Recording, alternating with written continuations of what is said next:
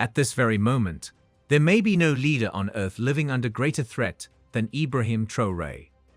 Not because he rules with brutality, not because he acts recklessly, but because he refuses to bow. From the powerful halls of Washington, D.C. to the diplomatic corridors of Paris, influential forces far beyond the borders of Burkina Faso are believed to be watching him closely, many hoping his time in power ends sooner rather than later. Inside the country itself, tension is also rising. Rumors of betrayal circulate quietly. Political elites, hidden networks, and silent rivals are said to be maneuvering behind closed doors. Even some leaders across Africa are watching him with caution. But why? Because Ibrahim Traoré isn't playing by the old rules. For decades, the script was predictable. Powerful foreign interests influenced decisions, and many African leaders simply followed along. Traoré chose a different path. He has openly challenged that model, placing Burkina Faso's sovereignty above foreign pressure, above colonial legacies, and above external profits. And that decision has made him a deeply controversial figure. To his supporters, he represents courage and independence. To his critics, he represents disruption.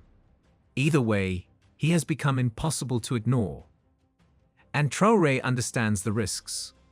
Instead of waiting for danger to arrive, he has reportedly been strengthening his defenses, quietly building security structures designed to detect threats faster and respond more aggressively than before. This isn't simply caution. For him, it may be survival. Because since taking power, Traoré has faced repeated threats, from political plots to rumored assassination attempts. The stakes around his leadership have grown so high that many observers say the struggle surrounding Burkina Faso today feels less like ordinary politics, and more like a geopolitical battlefield. But for Traoré, the fight goes beyond holding power. He says it's about something larger. An idea. An idea that Burkina Faso's resources, policies, and future should be controlled by its people, not by outside corporations, former colonial powers, or distant investors. Some critics dismiss the tension around him as normal for a military leader. But supporters argue something different. They believe Traoré represents something larger than a presidency. They see him as the symbol of a broader shift happening across the Sahel, particularly within the Alliance of Sahel states. For many young Africans, he has become the face of a new political energy rising in the region. That perception exploded onto the global stage during the Russia-Africa summit. When Traoré took the podium, it wasn't just another diplomatic speech. It felt like a statement. His tone was defiant. His message was clear. And his vision was unapologetic. Across Africa and beyond, millions watched. Some saw controversy. Others saw inspiration. But almost everyone agreed on one thing. Something bigger was happening. Yet influence always comes with a price. Today, Ibrahim Traoré remains one of the most closely watched and potentially targeted leaders on the African continent. A leader admired by supporters and deeply opposed by powerful interests. On April 16, 2025, that tension nearly erupted into crisis. Reports surfaced of another attempted coup, an operation that, if successful, could have dramatically changed the course of Burkina Faso's leadership. According to sources, the plot was stopped only at the last moment after intelligence services uncovered critical information. But the danger didn't disappear. It simply changed form. New reports suggest that individuals linked to the failed plot may have fled across borders. Some accounts claim several suspects ended up in Ivory Coast, raising questions about where the network might regroup. Supporters of Traoré believe these forces are already planning another attempt. Whether that claim proves true or not, one thing is certain.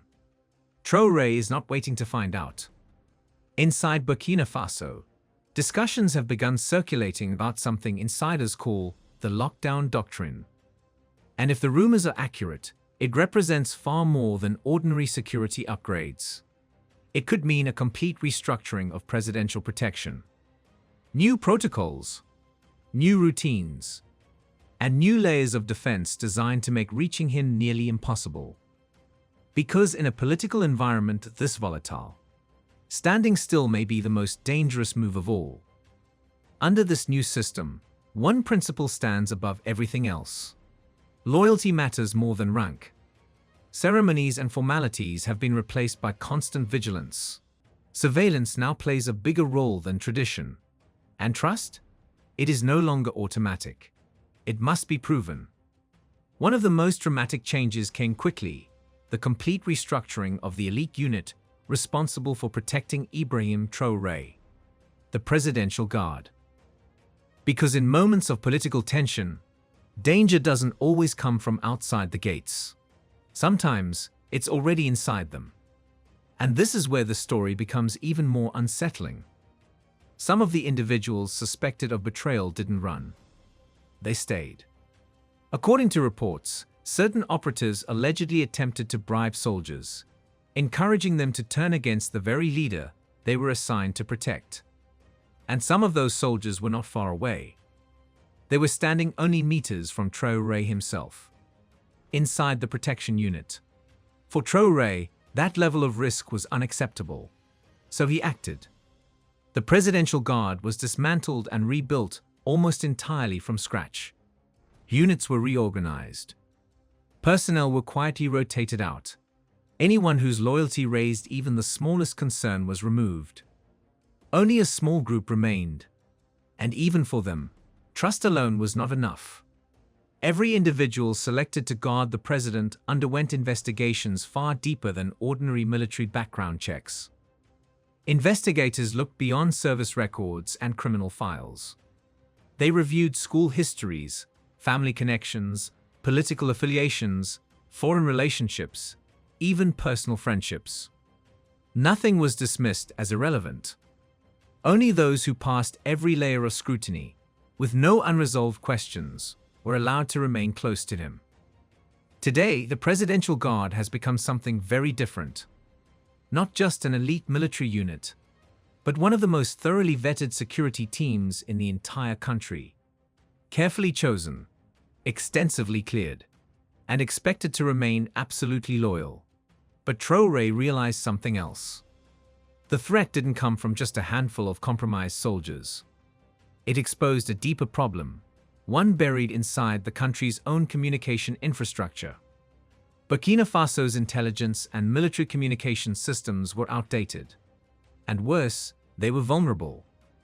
Sensitive information was sometimes transmitted without secure encryption, leaving openings for leaks and manipulation.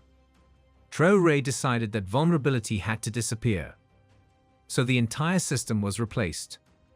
In its place came a new encrypted intelligence network, designed to detect suspicious activity in real time rather than after the damage had already been done.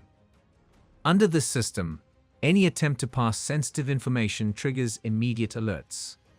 No quiet warnings. No second chances. At the same time, another institution quietly returned to prominence: the Internal Counterintelligence Office. Historically, its role focused mostly on identifying foreign spies. Today, its mission is far broader. Now the focus is internal as well. No position is automatically trusted.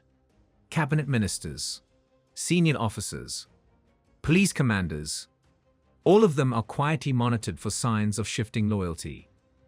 If someone begins drifting away from the administration's vision, the response is rarely dramatic. There are no public confrontations. Instead, individuals are often reassigned, moved away from the capital Ouagadougou, far from the center of influence. Critics call this paranoia. Supporters call it caution.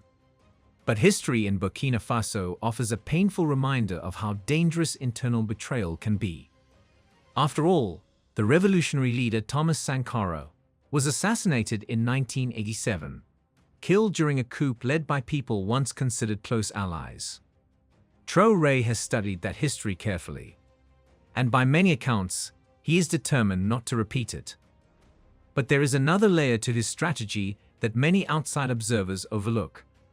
He is not relying solely on traditional military power.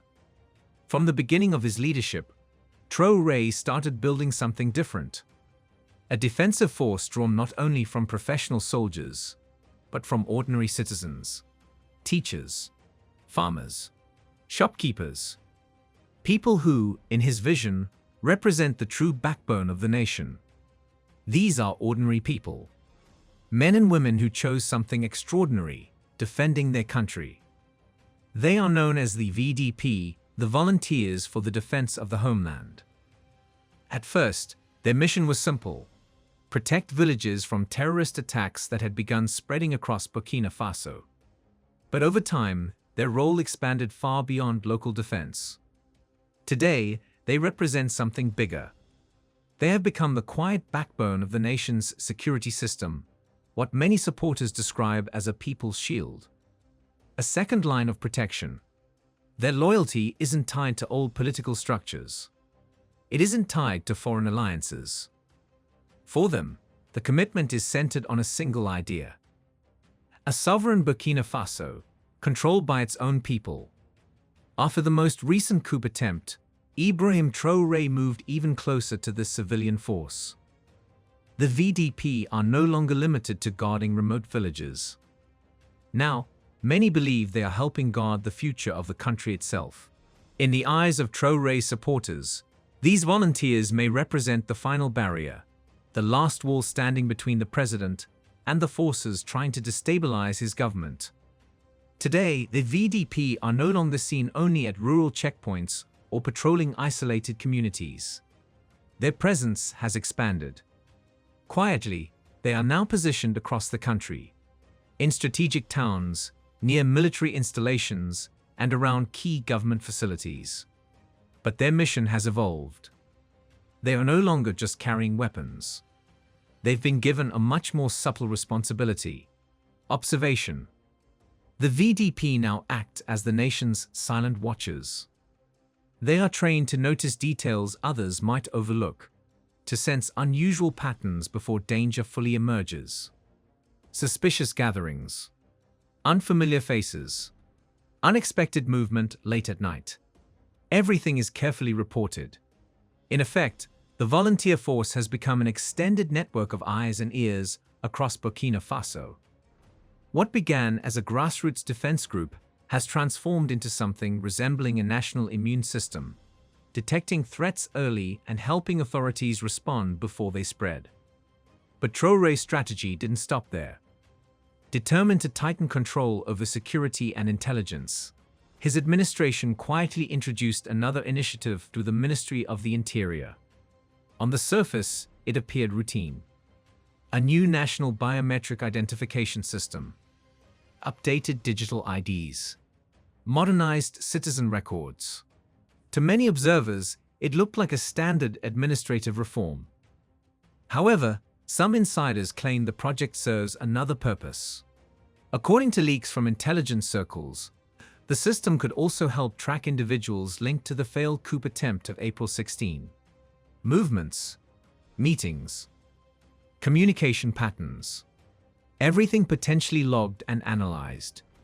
If accurate, it represents a level of monitoring Burkina Faso has never experienced before. Not surprisingly, the initiative has sparked controversy. Outside the country, critics have begun raising concerns, warning that such measures could move the nation toward authoritarian rule. They argue that surveillance technology could be used to silence opposition and concentrate power. Inside Burkina Faso, however, many supporters see the situation differently. They remember the years of instability. They remember the attacks. And they remember how often internal betrayal played a role in the country's political crisis. For them, Traoré's message is blunt but clear. As he once declared publicly, Burkina Faso is not operating as a typical democracy right now. It is undergoing a revolution. And revolutions, he argues, are rarely comfortable. They demand discipline, constant vigilance, and difficult choices. In Traoré's view, the global powers that dominate technology, industry, and finance today did not reach that position by maintaining the old systems. They rose by breaking them, through disruptive and often turbulent transformations. And if Burkina Faso hopes to change its own trajectory, he believes it must be equally determined. That philosophy unsettles many powerful figures, some within the country, even more beyond its borders. Because the Burkina Faso they were accustomed to was very different. A nation struggling economically, politically fragile, and easier for external interests to influence. For decades, instability created opportunities. Local elites built fortunes in the shadows of that chaos, while ordinary citizens carried the burden. Now, with Traoré attempting to rewrite the rules, the balance of power itself appears to be shifting. And that shift has made him one of the most closely watched leaders on the continent. For years, vast amounts of wealth quietly left Burkina Faso. Gold, fertile land, and untapped natural resources flowed outward, often benefiting foreign companies and outside interests far more than the people living on the land itself. For decades, the system operated with little resistance. But when Ibrahim Traoré stepped forward with a new vision for the country, everything changed. His message was simple but disruptive. Burkina Faso should control its own resources, its own economy, its own future. To his supporters, that idea represented sovereignty. To powerful interests who had long benefited from the old system, it represented something else entirely, a threat. Because closing that door meant more than political change. It meant losing access, losing influence, and potentially losing profits that had flowed for decades. According to many of Traoré's supporters, that was the moment the pressure intensified. In their view, compromise was no longer the objective. Removing him became the goal. When Traoré took power in September 2022, the backlash came quickly. Within his first year in office, from late 2022 through 2023, several alleged coup attempts were reported by authorities. Each one, according to the government, was stopped before it could succeed. But what happened afterward surprised many observers. Instead of staging public trials or displaying the accused conspirators, Traoré initially chose a different approach. Some individuals linked to early plots were released. No dramatic punishments, no televised confrontations. Just a quiet message suggesting they step aside from the political conflict. For a moment, that response caught the international community off guard. But the situation didn't calm down. By late 2023, new reports of conspiracies began surfacing again. Authorities responded more aggressively. Arrests followed. Investigations expanded. Security measures tightened. Inside the country, tension grew. Not only because of external threats, but because officials believed some of the danger was coming from within the military itself. As more alleged plots were uncovered, the situation began to feel less like ordinary political rivalry and more like a deep internal struggle for control. At one point, intelligence reports linked certain networks to former leader Paul-Henri Sandaogo Damiba, who had previously governed the country before being removed from power. Authorities claimed that from outside the country, he was still connected to individuals attempting to challenge Traoré's leadership. Some reports suggested possible links between conspirators and armed groups operating in the region. If true, that would represent a dangerous escalation, blurring the line between political conflict and insurgent violence. One particularly intense episode reportedly centered around the strategic area of Basalogo, not far from the capital Ouagadougou. Violence there led to heavy casualties among both security forces and civilians. But analysts say the purpose of attacks like these often goes beyond territorial control. They are meant to send a message, to shake public confidence, to create fear, to make people believe the state itself is unstable. In other words, psychological warfare. The strategy is simple but powerful. Create chaos, weaken institutions, and push the country toward political collapse. So far, however, Many of these attempts have reportedly been intercepted before reaching that point. Some suspects have been detained. Others have fled. Yet one theme appears repeatedly in the political debate surrounding Burkina Faso's crisis: the question of foreign influence. Supporters of the government often argue that outside funding, international networks, and geopolitical interests are quietly fueling instability in order to maintain influence over the region. Critics strongly dispute those claims. But the suspicion remains a major part of the national conversation. For Traoré and his allies, the sweeping security measures introduced in recent months are not simply political retaliation. They argue the changes are necessary for survival. Because in their view, the struggle unfolding in Burkina Faso today goes far beyond elections or leadership titles. It is a battle over the country's future direction. A confrontation with corruption, espionage, and internal divisions that have shaped the nation's history for generations. And as this struggle intensifies, the battlefield has expanded beyond military bases and political offices. It now stretches into the digital world.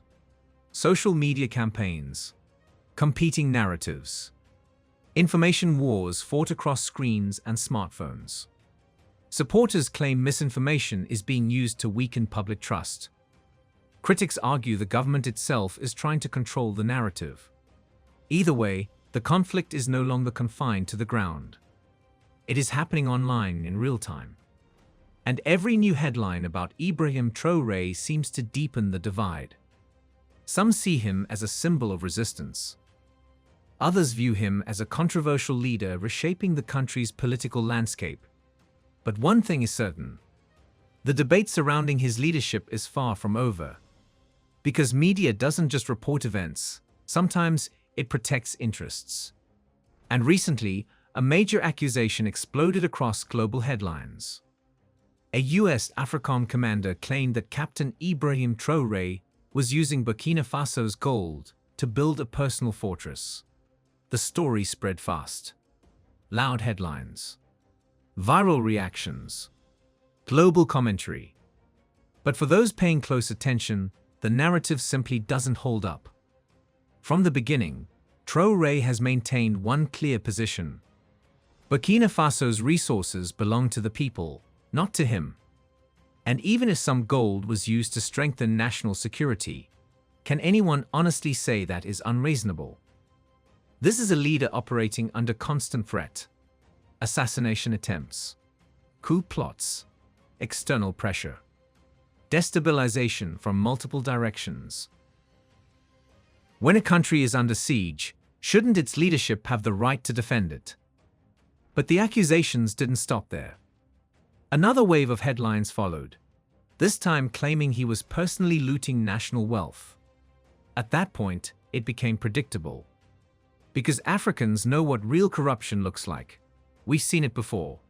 Private jets while citizens struggle. Luxury trips to Europe. Designer brands. Golden watches. Mansions hidden behind gates. Real corruption leaves visible signs. But look at Traoré. No extravagant lifestyle. No sudden wealth. No luxury parade. No flashy displays. Simple clothing. Practical decisions. Living close to the people, not behind isolated walls of comfort. If there were evidence of theft, it would be visible. But there isn't. And perhaps that's exactly why the criticism intensifies. Because he doesn't fit the traditional image. He can't be easily influenced. He isn't driven by prestige. He isn't controlled by wealth. When facts fail, narratives change. Then came an even more serious claim. Headlines suddenly accused Traoré of targeting the Fulani community. The story spread internationally. Protests erupted abroad. Calls for resignation grew louder. But inside Burkina Faso, local journalists reported nothing unusual. No confirmed mass incidents. No verified ethnic campaign. No evidence supporting the claims. The loudest voices were not from within the country. They were external commentators, foreign analysts, media platforms far from the ground reality. And that raises an important question. Why are the most intense narratives often shaped by people who have never set foot in the country they're discussing? When stories are repeated without verification, they begin to sound like facts. But repetition does not equal truth. Many of these accusations follow the same pattern: gold allegations, corruption claims, ethnic targeting narratives. Each time the result is the same: no concrete proof, no verified local confirmation, no substantiated evidence, just headlines. And this is why Africans, especially those in the diaspora, must remain engaged and informed. Because if we don't actively participate in telling our own stories, someone else will define them for us. And their version may not reflect our reality. No leader is perfect, Captain Ibrahim Traoré included. But the real question is this: how many leaders today are willing to challenge entrenched systems? How many are taking visible risks for national sovereignty and regional change? How many are prioritizing long-term transformation over short-term comfort? Very few. And that reality is what makes the conversation so intense. And this is why what happens to Traoré goes far beyond Burkina Faso.